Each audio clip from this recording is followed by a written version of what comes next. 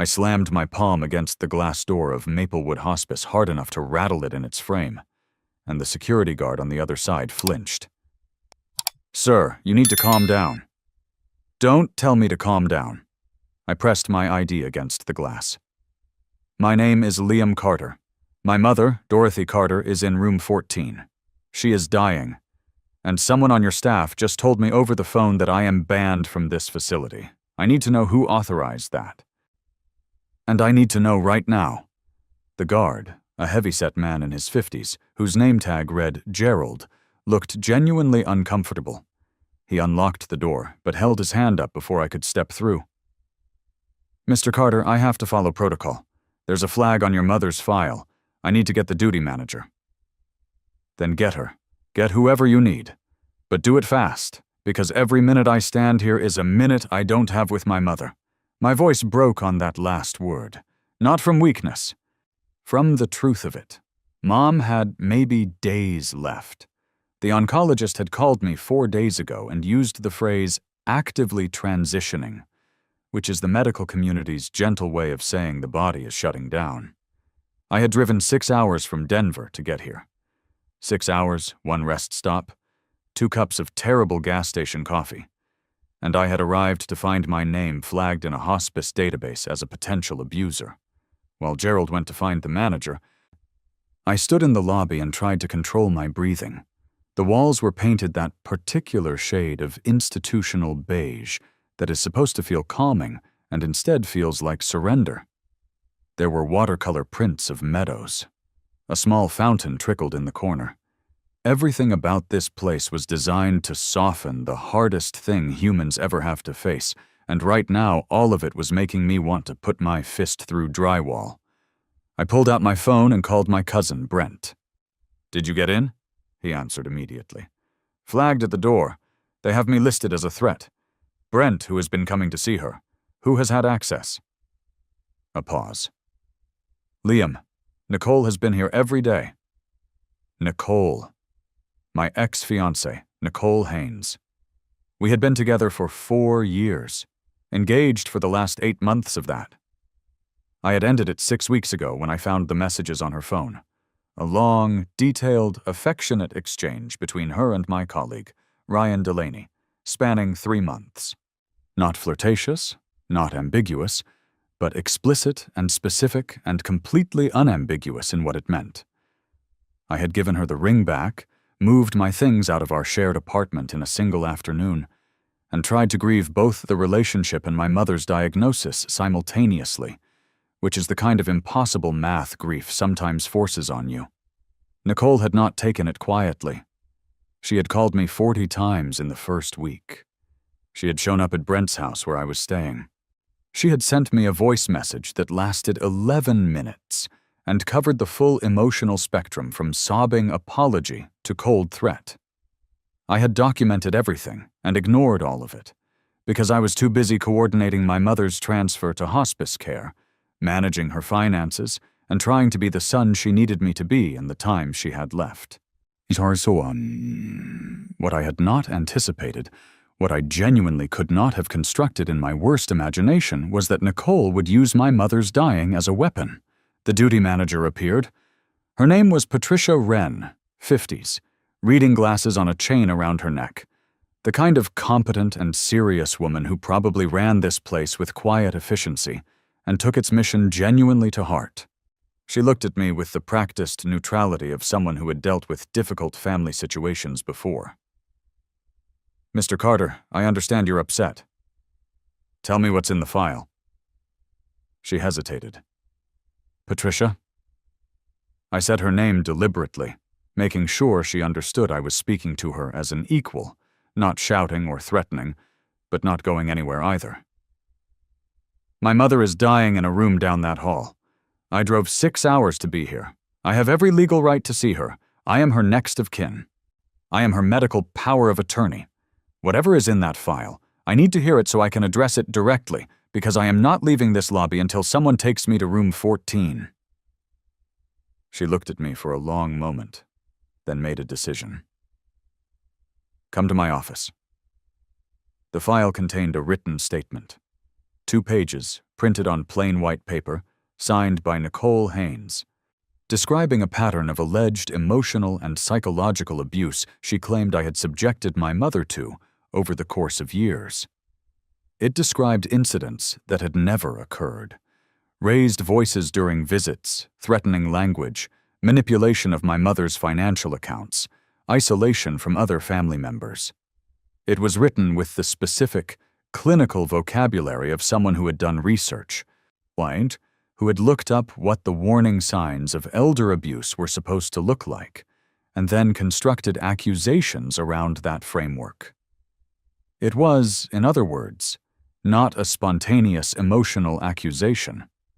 It was a deliberate, researched fabrication. My hands were very still on the edge of Patricia's desk as I read it. I recognized the stillness. It was the same feeling I'd had standing in my kitchen holding Nicole's phone, reading 3 months of messages in 12 minutes, my body going quiet around the enormity of what I was processing.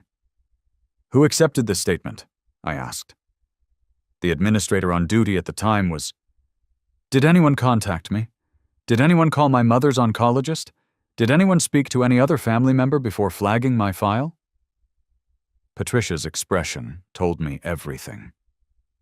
They had taken Nicole's word, a woman who had presented herself as my mother's future daughter-in-law, who had been visiting regularly, who had presumably cultivated relationships with the staff here. They had taken her statement and flagged my name without a single verification step. "I'm going to need you to do several things right now," I said, setting the statement back on her desk. "First, you're going to call Dr. Anita Pearson, my mother's oncologist. Her number is in my mother's file. Second, you're going to call my cousin Brent Carter, I'll give you his number, who can confirm every detail of my relationship with my mother. One.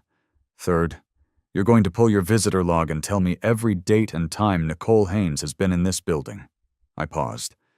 "And then you're going to take me to my mother." "Mr. Carter, I have to follow procedure."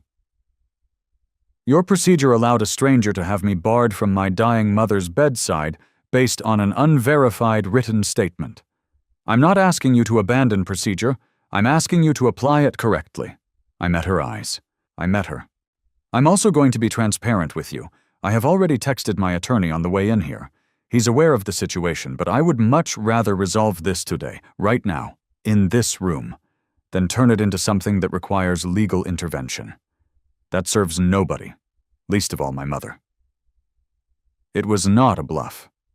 I had texted my attorney, Joel Marsh, from the parking lot. He had replied, "Document everything. I'll be available all day." Patricia looked at the statement, then looked at me, and I watched her see what I needed her to see. Not an angry, threatening man, but a calm one, a methodical one, a man who was holding himself together by sheer force of will because his mother was 50 yards away, and he was not going to let anything stop him from getting there. She picked up her phone and called Dr. Pearson's office. While we waited, I called Brent back and told him to come to the front desk. Then I opened my phone and went to my photos, years of them. Mom and me at my college graduation. Mom and me at a Broncos game 2 winters ago, both of us bundled up and laughing at something off camera. Mom at Thanksgiving, standing at the stove, refusing to let anyone else touch the stuffing. Mom last Christmas, thinner, already starting to carry the illness visibly, but smiling, genuinely smiling, with her arm around my shoulders.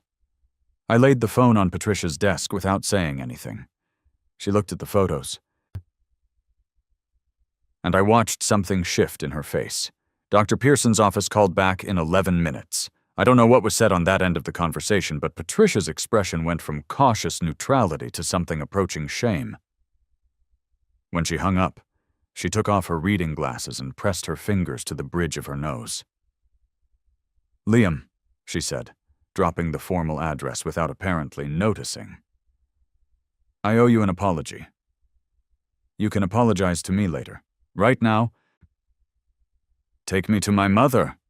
Room 14 was at the end of a quiet corridor. The door was partially open. I stopped in the doorway for a moment before I went in, not out of hesitation, but because I needed to prepare myself for what I was going to see, and I am glad I did. My mother, Dorothy Carter, was 71 years old, and she had been a powerfully alive woman her entire life, a woman who had raised me alone after my father left when I was 9, who had worked 2 jobs to make sure I never knew we were barely getting by, who had opinions about everything, and the voice to express them, and a laugh that could fill a room. The woman in the bed was smaller than that woman. The illness had done what illness does. But her eyes were open, and when I walked through the door, those eyes found me, and they were still absolutely, completely her. "Liam." Her voice was thin but certain. I crossed the room in 4 steps and took her hand. I am not going to describe what happened in the next hour in detail, because it belongs to her and to me. I will say that I sat beside her bed and held her hand, and we talked, haltingly, carefully, with long pauses while she gathered her breath, about things that mattered. She told me she was proud of me. I told her I loved her. She told me a few things she had been saving up to say, and I listened to every word. At some point during that hour, Brent appeared in the doorway, and my mother looked at him and smiled, and the 3 of us were together the way we should have been, without interference.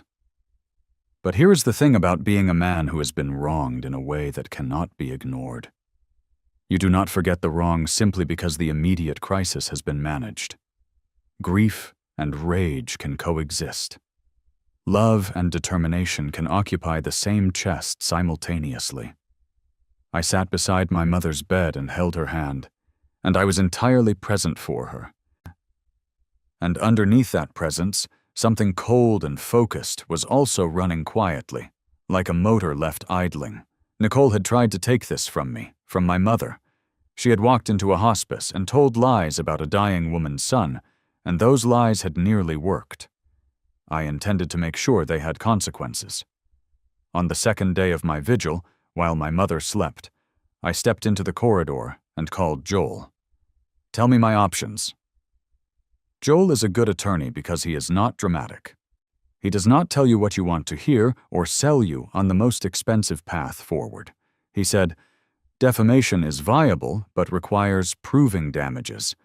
The more immediate concern is whether she committed any crime by filing a false statement with a healthcare institution. That depends on Colorado statute. Let me look into it." He paused. "In the meantime, document everything. Get that written statement. Get the visitor log. What one? Get the timeline of her access to your mother." I had already done all of that before he finished the sentence. I had also, the previous evening, gone through something I had been avoiding: the full record of Nicole's communications with my mother. Mom had an iPad that she used to video chat, and the nursing aide, a kind, practical woman named Constance, who had apparently seen through Nicole from the start and was barely concealing her relief at my presence, had mentioned that Nicole had visited almost every day for the past 3 weeks. 3 weeks. The same 3 weeks during which my mother had been in an active decline, during which I had been calling daily but could visit less frequently due to work obligations I was already stretching to manage. 3 weeks during which Nicole had apparently been positioning herself as the devoted, concerned partner, the one who was really there, while engineering my removal. When I accessed the iPad, I found something unexpected. My mother had been recording voice memos. She did this sometimes, had done it her whole life, a habit from when she used to dictate notes to herself before smartphones made everything easier. The voice memos were organized by date. There were 7 of them from the past 3 weeks. I sat in the small family lounge at the end of the corridor. The door closed, and I listened to all of them. The first 3 were personal. Observations about her illness, things she wanted me to know, a recipe she was afraid she'd never written down properly. I held it together through those, barely. The 4th one stopped me cold. It was dated 18 days ago. My mother's voice, thin but precise. "Nicole was here again today. She asked me who has access to my accounts and whether Liam is listed as sole beneficiary on my life insurance. I told her it wasn't her business. She didn't like that. She said she was just trying to protect me, and that Liam had been difficult lately. I don't know what she means by that. Liam has been nothing but good to me my whole life. Nicole makes me uncomfortable. I don't know how to tell Liam without upsetting him. He has enough to worry about. The 5th memo. 9 days ago. Nicole brought a form today. She wanted me to sign something. I couldn't read it well without my glasses, and she didn't want to wait for me to find them. I told her I don't sign things I haven't read. She got upset. She said she was trying to help manage the estate, and that Liam had asked her to bring the form. I know Liam didn't ask her to do that. He would have called me. I told her to leave. She cried, and then she left. I'm going to tell the nurses to limit her visiting time. I'm very tired. I sat in the family lounge for a long time after that memo ended. Nicole had tried to get my dying mother to sign a financial document. She had used my name to provide cover for it. She had cried when my mother refused. And then she had filed a false abuse report to eliminate my access. Presumably so that I couldn't be told about it, and perhaps so that she could make a second attempt without me present to interfere. This was not a scorned woman acting on emotion. This was deliberate, and it was financial, and it constituted, at minimum, attempted fraud. The 6th memo. I told Constance about Nicole and the form. Constance said she would make a note. I feel better. I think Liam is coming this week. I want to see him. I want to tell him about the Nicole thing in person. I think he needs to know who she is. He is too good for her. He was always too good for her. I made copies of every memo to my own phone before I went back to her room. My mother was awake. She looked at me when I came in and said, in that careful, economical way she had been forced to adopt, "You listened to the memos?" "Yes." "Good." She squeezed my hand. "I was afraid you wouldn't find them." "Mom, why didn't you call me directly when Nicole brought the form?" "You had enough." Her eyes were steady on mine. "I handled it. Constance helped me. Yeah, I knew you'd find out eventually." She paused. "She's not a good person, Liam. I tried to tell you. I didn't want to push." "You should have pushed." "You loved her." "I know." I looked at her hand in mine. "I don't love her anymore." "I know that too." She almost smiled. "You drove 6 hours. You got past whatever she did at the front desk. You're sitting here." She settled back slightly. "That tells me everything I need to know about where you are." We sat together in the quiet room. Then outside the window, late afternoon light moved across the parking lot. My mother closed her eyes, not in sleep, just in the restful way she had been doing, conserving herself, I thought, using her energy with the careful deliberation of someone who knows it is finite. "Whatever she did," my mother said without opening her eyes, "make sure you deal with it properly. Don't let anger make you reckless. Do it right." "I will. And record things, everything. You have evidence?" I had to smile at that, despite everything. "Yes, Mom, I have evidence." "Good boy." She passed away on a Thursday morning, 4 days after I arrived. Brent was there. Constance was there. I was holding her hand. It was quiet, and it was, in the way that some deaths mercifully are, peaceful. She had said what she needed to say. She had heard what she needed to hear. She slipped away without struggle or distress, and the room was full of ordinary morning light. Woharm. And I sat with her for a long time before I let anyone come in. Grief, when it finally arrives in full, is not dramatic. It doesn't look like what people expect. I sat in that room and felt the absolute realness of the absence, the way the world reconfigures itself permanently around a loss, and I was quiet with it. I did not perform my grief. I simply had it. And then, when I was ready, I stood up, walked to the nurse's station, thanked Constance personally, and meant every word. Spoke with Patricia Wren about the formal complaint process. She had one ready for me, printed and filled out as far as she could go, an act of contrition I respected. And then I walked out to the parking lot, sat in my truck, and called Joel. "She's gone," I said. "I'm sorry, Liam, genuinely." "Thank you. Now tell me what you found."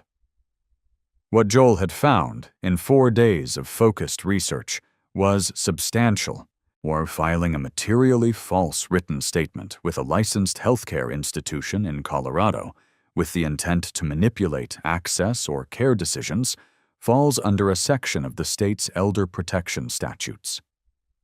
Additionally, Nicole's attempt to have my mother sign an unread document while representing that I had authorized it potentially constituted elder financial exploitation, which is a Class 4 felony in Colorado.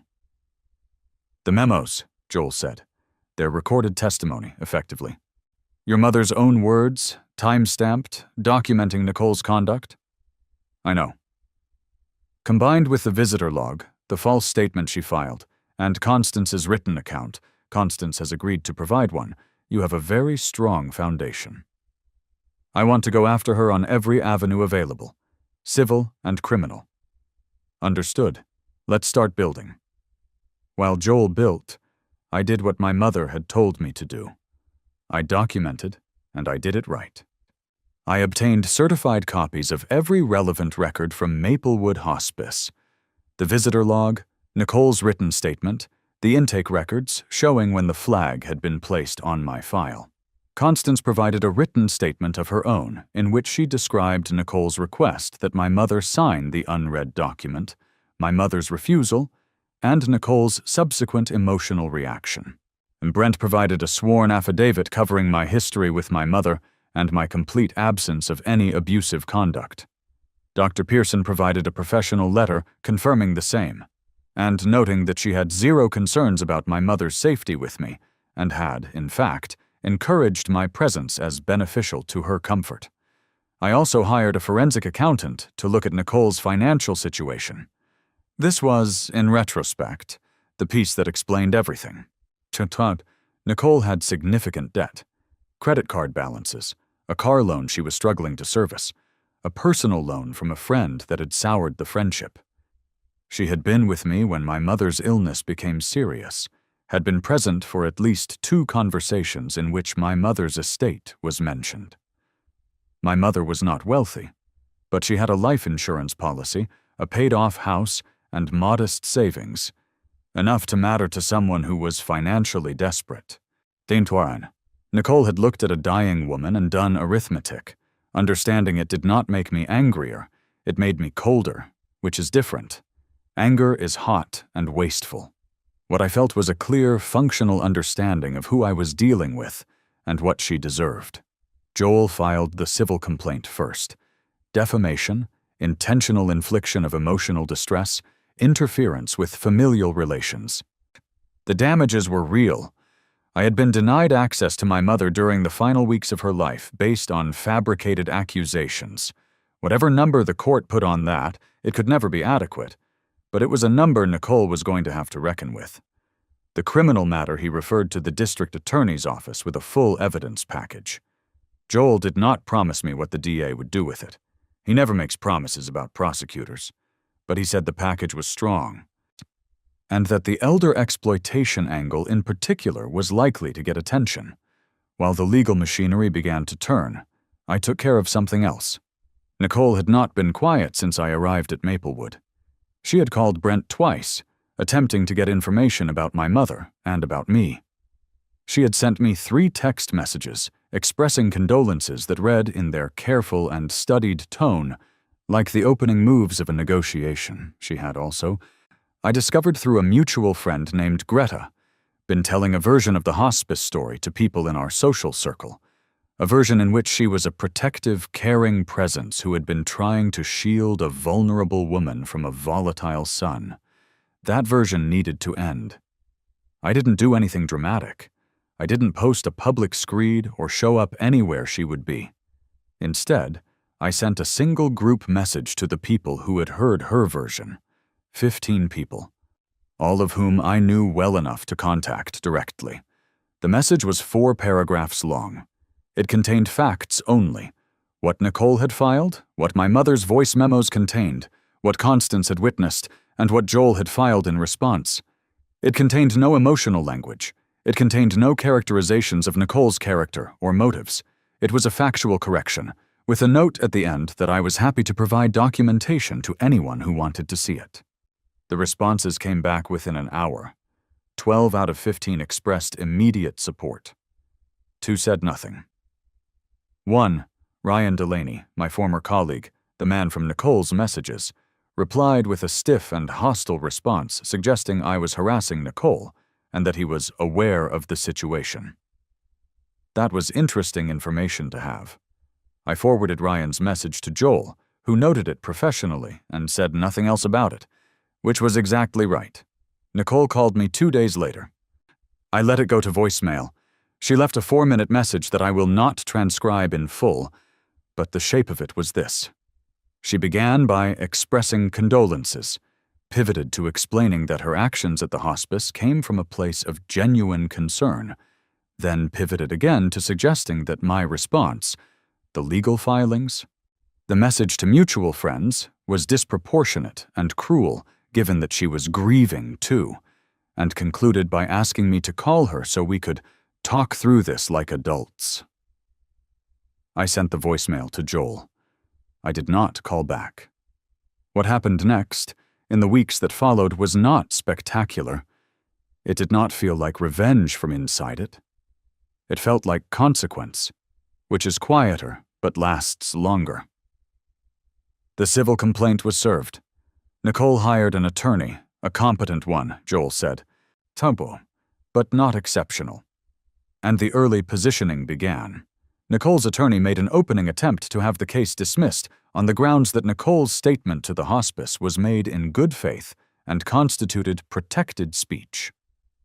Joel had anticipated this and had prepared a detailed brief explaining why that protection did not apply to a materially false statement made with demonstrable intent to harm. The judge allowed the case to proceed. The district attorney's office assigned an investigator to the criminal matter. I know this because the investigator contacted Constance and Brent directly, which is standard procedure, and both of them called me to let me know. I cooperated fully with every request from the DA's office, providing every document I had, answering every question completely, and then letting the process work at its own pace, which was slow and not particularly satisfying on a day-to-day basis, but was moving in the right direction. I also learned, through Greta, that Ryan had ended things with Nicole approximately 3 weeks after my mother's death. I don't know what happened between them, and I didn't pursue the information. It wasn't relevant to what I was doing, and I found I genuinely didn't care. Whatever Nicole had told Ryan to explain away the legal filings and the messages to mutual friends had apparently not held together under any real examination, and he had drawn his own conclusions. That was between them. During this period, I handled my mother's estate, which took 6 weeks and was uncomplicated because I had all the documents in order, and Nicole had never successfully gotten my mother to sign anything. The house went through probate. The life insurance paid out cleanly to my name as sole beneficiary. I donated several things of my mother's to causes she had cared about, and I kept the things that mattered. I also, quietly, went back to work, went back to the gym, called Brent every couple of days, and started the slow and unglamorous process of putting a life back together after loss. I am not going to pretend this was triumphant or inspiring in any visible way. Grief does not have a good aesthetic. I was tired most of the time. I slept poorly. I ate badly for a while and then started eating better. I ran in the mornings, not for any transformative reason, but because it was 1 hour out of every day when I didn't have to think. What I did not do was doubt myself. That was different from anything I had experienced in the relationship with Nicole, where there had always been a low-level hum of uncertainty, of trying to be enough and wondering if I was. That hum was gone. It had been replaced by something quieter and more stable. I knew who I was. I knew what I had done and not done. I knew what my mother had known about me, and I had heard it in her voice on those recordings, and that was not something Nicole could revise or reframe. 7 weeks after my mother's death, the DA's office informed Joel that they were pursuing charges against Nicole for elder financial exploitation, a Class 4 felony. Based on the documented attempt to have my mother sign an unread financial document under false pretenses, Nicole was formally charged 8 days later. Her arrest was not dramatic. She turned herself in with her attorney, processed quietly, bonded out the same day. But it was real. It was on record. The civil case was still in process. These things take time, and I had made peace with that. But the criminal charge had shifted the landscape significantly. Nicole's attorney, and Joel told me with the satisfaction of someone who does not normally express satisfaction, reached out within 48 hours of the charge to discuss settlement of the civil matter. I let Joel handle the settlement conversations. I had parameters I cared about. A monetary figure that was not primarily about the money, but about establishing that there was a real cost to what she had done, and a formal written acknowledgement, part of the settlement record, that Nicole's statement to Maplewood Hospice had been false. That second item was not negotiable. Joel knew it was not negotiable.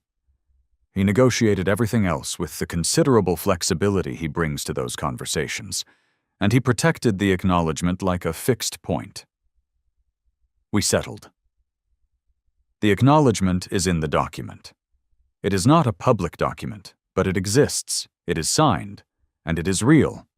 Nicole ultimately pled guilty to a reduced charge on the criminal matter, elder exploitation reduced to elder mistreatment, a misdemeanor in exchange for restitution and community service. I was not asked whether I consented to this arrangement, because that is not how the criminal process works, but the prosecutor's office kept Joel informed throughout. The plea meant Nicole has a criminal record. It means that if she ever attempts to work in any field involving elder care, health care, or financial services, this record will be visible. Those are consequences that extend forward in time, which is the kind that matters. I was not present for her plea. I had no interest in watching it. Brent offered to go, I think, out of some protective instinct, and I told him it wasn't necessary. There was nothing for either of us to see there. A year after my mother's death, I drove back to the town where she had lived. I walked through the house one more time before the new buyers took possession. I stood in her kitchen, where she had refused to let anyone else touch the stuffing, and I stood in the small living room where we had watched football together every winter Sunday for as long as I could remember. I did not feel haunted by the house. I felt the presence of everything that had happened in it, which is not the same thing. The house was a record, and I read it one last time, and then I locked the door behind me and returned the key to the realtor. I drove back to Denver.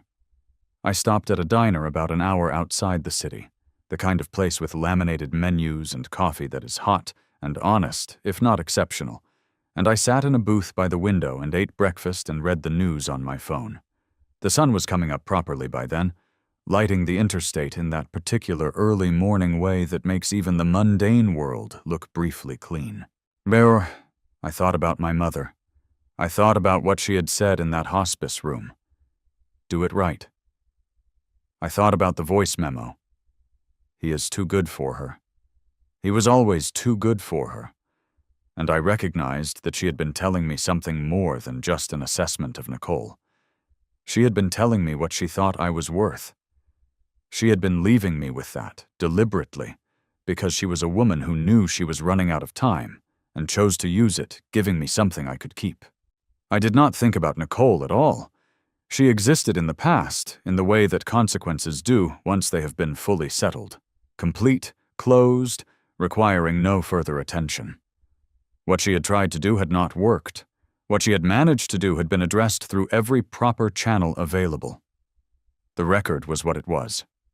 I had done it right. The coffee was bad, but it was hot, and I drank 2 cups. The sun finished rising. I paid the check, left a reasonable tip, and got back in the truck. I had places to be, a life that needed living, a version of the future that my mother had believed in more firmly than I sometimes had, and that I was now determined to inhabit fully, not for anyone else's benefit, or to illustrate any lesson about resilience or justice, but because she had worked too hard her whole life to give it to me. And the only thing I knew how to do with that, the only adequate response to what she had given me, was to live it without apology and without looking back. The interstate opened up ahead of me, empty in the early morning in the way that roads sometimes are, as if the world has arranged to give you a moment of clear passage.